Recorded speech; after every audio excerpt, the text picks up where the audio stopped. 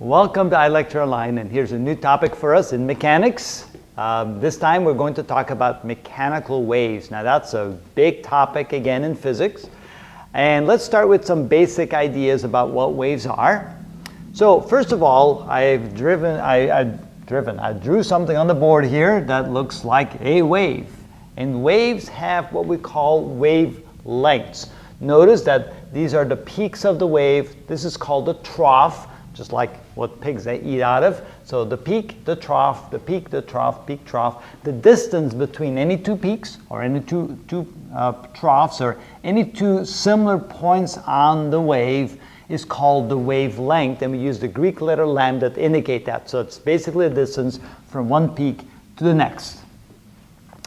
Then also a wave, as it moves, it tends to move in a direction that is perpendicular to the displacement of the wave, like this. So the displacement is like this, but the velocity wave is from left to right or from right to left. So the displacement of the wave and the velocity wave is actually perpendicular to each other, so that's why they call this a transverse wave. So this is an example of a transverse wave. Notice also the displacement of the wave is called the amplitude, or I should say the maximum displacement of the wave is called the amplitude.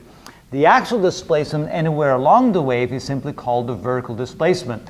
Now notice, in order to have a mechanical wave, you have to have something that moves in a vertical direction, perpendicular to the velocity of the wave. And for example, a string can do that. If you take a string and you yank it on one side, or you oscillate up and down on one side, you can then see that the wave will then displace itself along the string. And so the string itself, the particles on the strings, the atoms on the strings move vertically up and down, but the wave velocity moves perpendicular to that displacement. So also notice that all waves have really one purpose in life, if you want to call it that, is to transport energy. So as you wiggle on a string on one side and then the wave starts moving off into the distance, it's carrying the energy that you put into the wave by moving up and down along the wave. So waves really are what we call energy transporters. And of course, in the way we drew it here, it would be in the x direction as the particles of the string go in a vertical direction, the y direction. Notice that the position of any point on the string as it goes up and down will depend upon where we are on the wave, so in terms of x, and how much time has elapsed. So it's a function of position and time, and we'll look at that in more detail in a later video.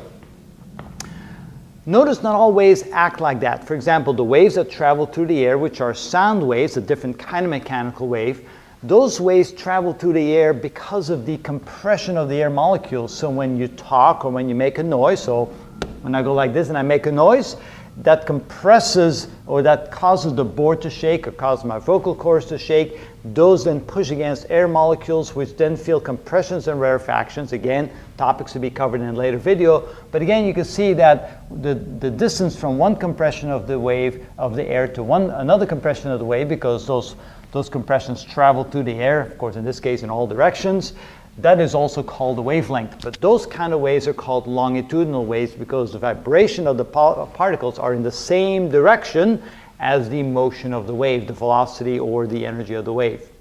So we're going to concentrate on transverse waves for now, and then when we get to the videos about sound waves, we'll talk a little bit more about the longitudinal waves and the sound waves. All right, so again, basics is that when you take a string and you wiggle up and down at a particular frequency, frequency is the indication of how many times per second you bring the string up and down. That energy will then go along the string particles as a wave, carrying the energy and carrying the wave away from the source of the energy. The displacement is vertical on the wave particles. The motion is horizontal in the x direction.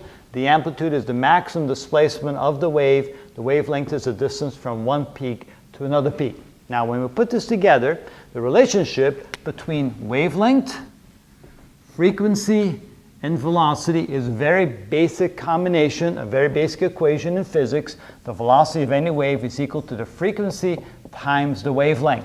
So that's the basic equation. Now, if, for example, we have a wavelength equal to 5 meters, and let's say that we have a frequency equal to 20 hertz. let's say that we whip the wave up and down 20 times per second. Of course, that would be hard to do with a hand. That would have to be done with a mechanical device probably. We could then say that the velocity of the wave is frequency 20 hertz, which is actually 20 cycles or oscillations per second. So the term hertz is so many times per second. So there's no unit in the numerator, but there is a unit in the denominator, meaning seconds. So that's 20 times 1 over seconds, that's the frequency, multiplied times the wavelength of 5 meters. Notice the units then are meters per second, and so this would be 100 meters per second. So that's your basic concept of what a wave is. Remember, a mechanical wave is some object like a string or some matter, some mechanical device that moves up and down in such a way that the energy and the velocity of the wave moves then in a perpendicular direction, called a transverse wave. The wave will have a wavelength assigned by the distance between the peaks, a frequency, the number of times you move the string up and down per second, and then the resulting velocity of the wave, which can then be easily calculated using this basic equation. And that's your basic idea of a wave. In the next so many videos, we'll get into more detail of how to describe wave motion, wave energy, and so forth.